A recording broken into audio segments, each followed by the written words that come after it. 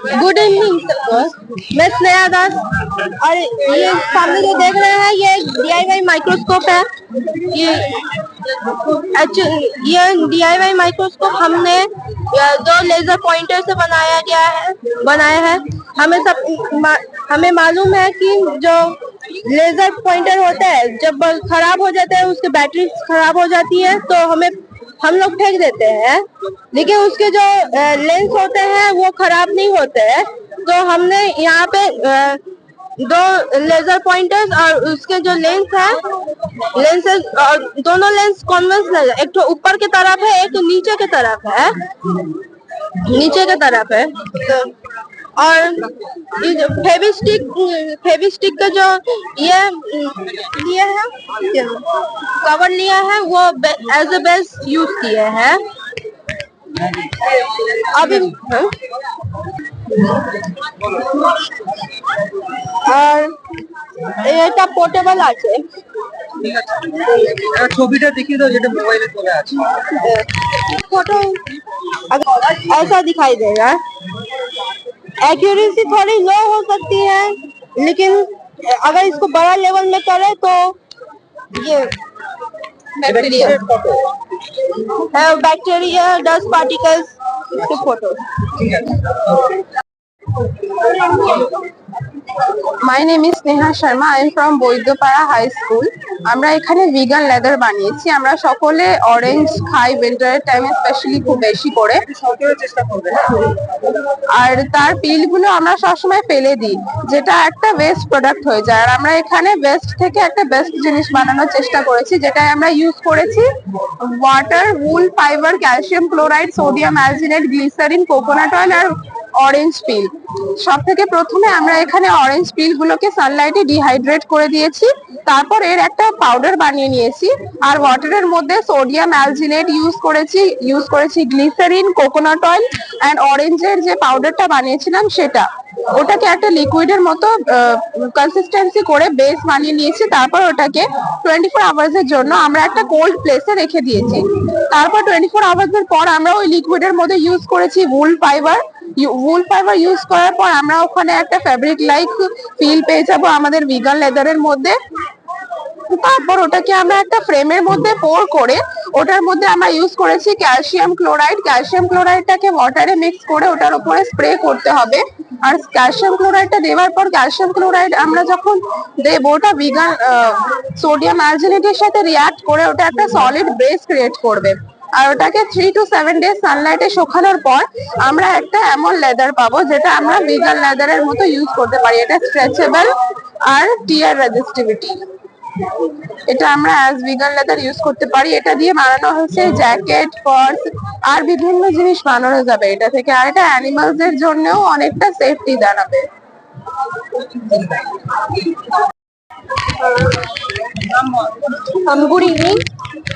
Good evening. I am Shefa Sheikh. I am Upasana. I am Trisha. I am Aradhya Banerjee. I am Divya Kumari Sharma. I am Swastika Kumari. I am Jinia. So today we have made a project on hydroponics. So this is a model made out of recycled PVC pipes and angular pipes. Sir, we have inserted a pipe over this model, so it will create a fountain like effect. So we have covered the tops, otherwise it will just wet the side project. So sir, ekhane without any soil, using only nutrient rich water, farming is done here. The idea of hydroponics is not very new. The earliest example is seen in the Hanging Garden of Babylon around 6000 BCE. In the 1930s, Dr. William Frederick Gehrig from the University of California developed the modern system of hydroponics. Hydroponics has many advantages. It is a sustainable and environment-friendly method of farming. It uses up to 90% less water than traditional farming, as the water is recycled within the system. But there are also some disadvantages. The initial cost of setting up hydroponics is high. Rapid user space to the water in hydroponic system. The common plants grown in hydroponics are lettuce, bell pepper, tomatoes, strawberries, basils, mint, kale, etc. Thank you, sir. Year 1887. Wind energy was discovered in the year 1887 by scientist James Blythe during the Victorian era.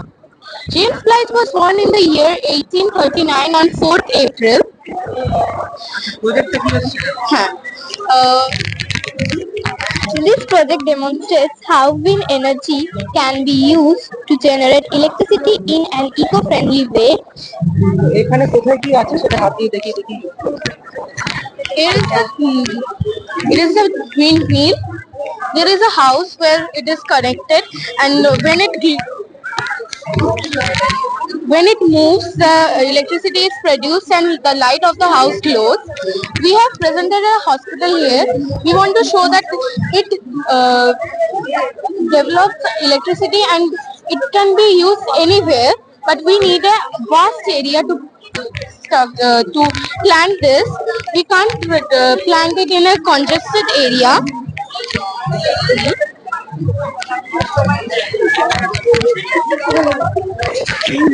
What is wind energy? This energy is a kinetic. This energy is renewable source of energy.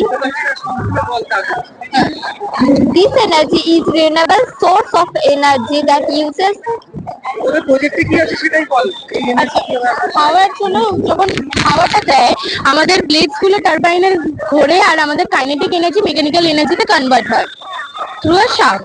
তারপর ওটাই আমাদের electricity produce করে আর আমাদের বাড়ির light গুলো যেগুলো আছে সেগুলো জ্বলে ওই ইলেকট্রিসিটি দিয়ে। নাম বল। তপস প্রজেক্ট। প্রজেক্ট কি আছে? আমাদের প্রজেক্ট হচ্ছে ড্রিম টেস্ট অ্যান্ড প্রুফ, যেটার নাম হচ্ছে ক্লিনিক্যাল প্রিসিশন বুলসআই ক্যাপসুল। এটা এমন আমরা একটা মেডিসিনের জন্য ড্রিম করছি যে মেডিসিনটার কোনো সাইড এফেক্ট থাকবে না। এটা আমরা এই মেডিসিনটার ইন্সপিরেশন ডক্টর দিব্যেন্দু দাসের একটা স্পিচের থেকে নিয়েছি, যেখানে তিনি বলেছেন যে এরকম একটা মেডিসিন বানানো পসিবল যার কোনো সাইড এফেক্ট থাকবে না। অ্যান্ড লাইক সেই মেডিসিনটাতে যেটা হবে, সেই মেডিসিনটার এমন একটা কেমিক্যাল কম্পোনেন্ট থাকবে যেটা গিয়ে শুধুমাত্র যে টার্গেটেড সেলটা থাকবে সেটাকে অ্যাটাক করে ওটাকে ডিস্ট্রয় করে দেবে। তো আমাদের স্কুল থেকে একবার ঠাকুরপুকুর ক্যান্সার হসপিটালে নিয়ে যাওয়া হয়। আমরা সেখানে বিভিন্ন কেমোথেরাপি মানে কিভাবে হচ্ছে সেটা দেখি, আমরা সেখানকার কেমোথেরাপি রিসিভ করছে এরকম পেশেন্টসদের দেখি। আর সেই পেশেন্টসদের দেখে আমরা একটাই বুঝতে পারি যে কেমোথেরাপি নিয়ে কিছু মানুষ সুস্থ হলেও সেটার প্রচুর সাইড এফেক্টস থেকে থাকে, যেমন হেয়ার লস হয়, ওয়েট লস হয়, ফ্যাটিকনেস থাকে। শুধুমাত্র কেমোথেরাপি নয়, বিভিন্ন রকম মেডিসিনসেরও প্রচুর সাইড এফেক্ট থাকে। যেরকম সাধারণভাবে আমরা যেরকম পেইন কিলার খেয়ে থাকি, একটা টাইমের পরে পেইন কিলারেরও প্রচুর সাইড এফেক্ট থাকে যেটা কিডনিকে এফেক্ট করে। আমরা এখানে লাং ক্যান্সারের উপর ফোকাস করছি।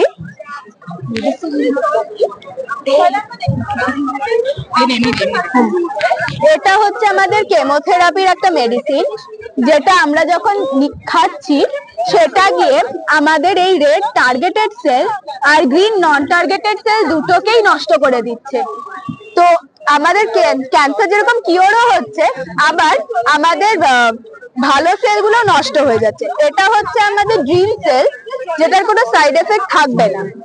এইটা যখন আমরা খাচ্ছি তখন শুধুমাত্র আমাদের ক্যান্সার সেলগুলোই নষ্ট হচ্ছে, আর অ্যাজ এ রেজাল্ট ক্যান্সারও যেরকম কিওর হচ্ছে, আমাদের লাংসও হেলদি থাকছে।